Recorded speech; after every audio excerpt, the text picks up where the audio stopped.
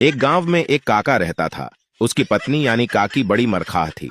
काकी ने एक नियम बना रखा था। सुबह उठते ही घर के बाहर एक नियत जगह पर काका को खड़ा करके 20 जूते मारती थी। आखिर एक दिन काका काकी के इस अत्याचार से परेशान होकर गांव छोड़कर भाग गया। दूसरे गांव में जाकर काका ने एक कंजूस के यहाँ नौकरी कर ली। काका के जाने के बाद भी काकी उस नियत जगह पर रोज 20 जूते जमीन पर मारती थी जहां वह काका को खड़ा करती थी। काकी द्वारा एक जगह रोज जूते मारने के चलते उस जगह एक गड्ढा हो गया। उस गड्ढा के नीचे हंडिया में एक भूत रहता था। काकी के जूते भूत के सिर पर पड़ने लगे। बेचारा भूत रोज जूते खा खाकर परेशान हो गया। लगातार जूते पड़ने के चलते वो हंडिया फूट गई जिसमें भूत रह रहा था। हंडिया के टूटते ही भूत आजाद हो गया और उसने उसी दिशा में दौड़ लगा दी जिधर काका गया था। भूत की नजर जब काका पर पड़ी तो वह उसके पास गया और कहने लगा, तू तो यहाँ मौज कर रहा है, लेकिन पीछे से तेरी औरत ने जूते मार मार कर मेरे सिर का एक बाल भी न छोड़ा। बहुत मुश्किल से बचते बचाते भागकर यहाँ आया हूँ।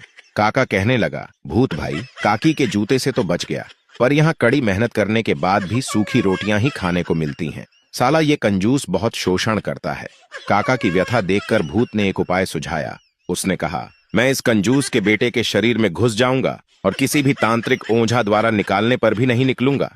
तब तू कंजूस से जाकर कहना कि वो तुझे एक मोटी तुझ रकम दे तो तू उसके बेटे के शरीर से भूत निकाल सकता है। इस तरह तुम उससे धन कमाकर आराम से जिंदगी बसर करना, लेकिन एक शर्त है, कंजूस के बेटे के शरीर से निकलने के बाद मैं अन्य किसी के शरीर में घुस जाऊं तो तू वहां मत आना।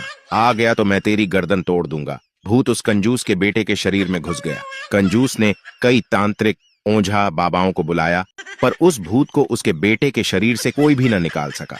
तब काका ने एक मोटी रकम के बदले कंजूस को उसके बेटे के शरीर से निकालने का प्रस्ताव दिया। कंजूस तुरंत रकम देने को तैयार हो गया। काका ने उसके बेटे के शरीर से भूत निकाल दिया। इसके बदले उसने काका को ढेर सारा पैसा दिया। काका के इस कारनामे की दूर दूर तक चर्चा होने लगी।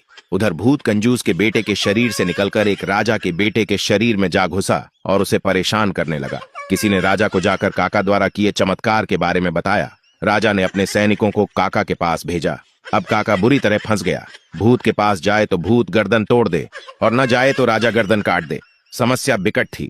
एक तरफ खाई तो दूसरी ओर कुआं। जान बचाना मुश्किल हो गया। मरता क्या न करता।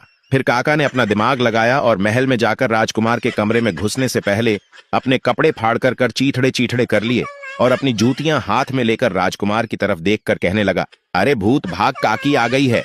कहते कहते काका जोर से भागने लगा। काका के पीछे भूत भी राजकुमार के शरीर को छोड़कर काकी के डर से भागने लगा। भूत शरीर से निकलते ही राजकुमार ठीक हो गया और लोग काका की जय जयकार करने लगे। राजा ने उसे बहुत सारा धन इनाम में दिया और फिर काका की जिंदगी